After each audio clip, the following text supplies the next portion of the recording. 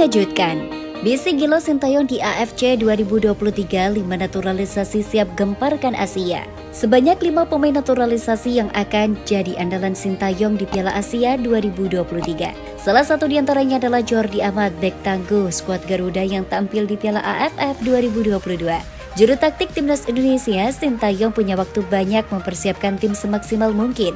Bahkan, pelatih asal Korea Selatan itu bisa banyak evaluasi kiprah timnas Indonesia di Piala AFF 2022.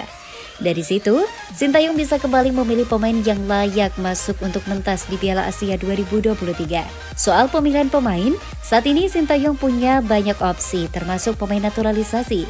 Meski punya banyak pilihan, Sintayong tampaknya harus bijak dalam menentukannya.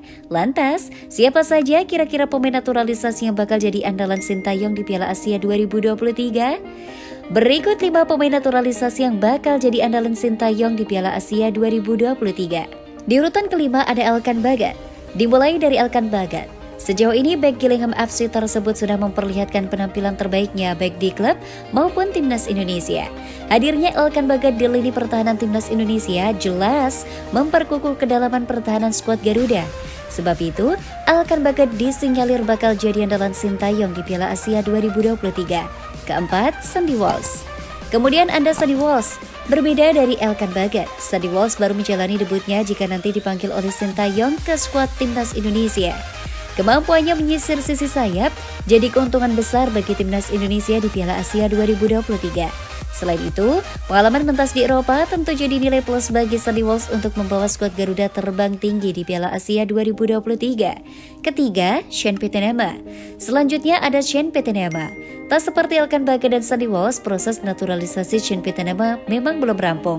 Ia masih harus mengikuti proses sampai mendapat status WNI. Meski begitu, kehadiran Sean Petenema nantinya pasti sangat membantu timnas Indonesia berbicara banyak di kancah Asia. Kedua, Rafael Struijk. Di posisi kedua ada Rafael Struijk. Pemain keturunan satu ini masih mengikuti proses naturalisasi seperti Sean Petenema. Meski demikian, jika proses ini kelar, Rafael Struijk bisa jadi opsi bagi Sintayong.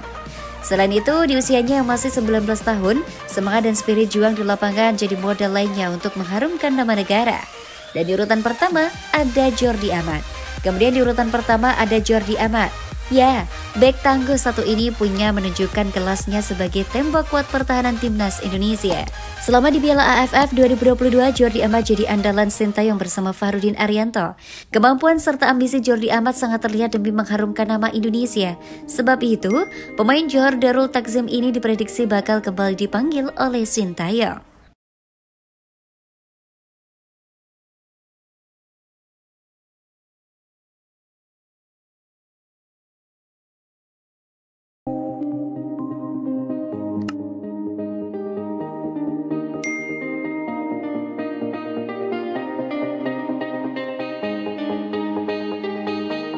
Gianni Infantino bakal jadikan Piala AFF sebagai turnamen resmi FIFA.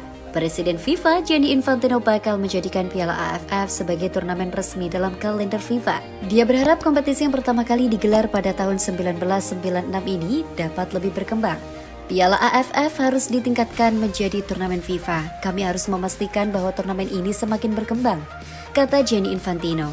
Menurut pengamatannya, saat ini sepak bola Asia Tenggara khususnya AFF tengah mengalami peningkatan dalam beberapa tahun terakhir.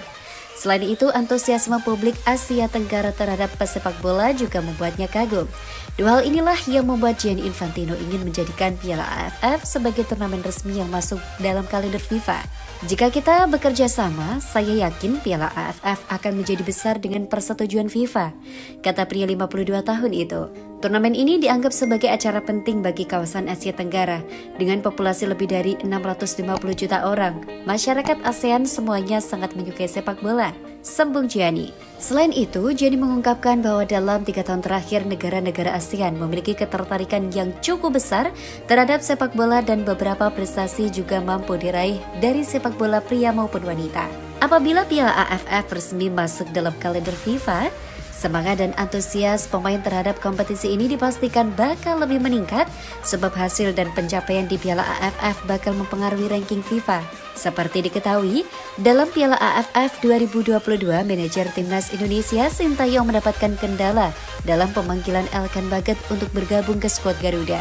Timnas Indonesia harus bermain tanpa Elkan lantaran tak mendapatkan izin dari Gillingham FC selaku klub pemilik Elkan Baget. Terkait hal ini, klub asal Inggris tersebut tidak dapat disalahkan mengingat Piala AFF 2022 bukan turnamen resmi FIFA.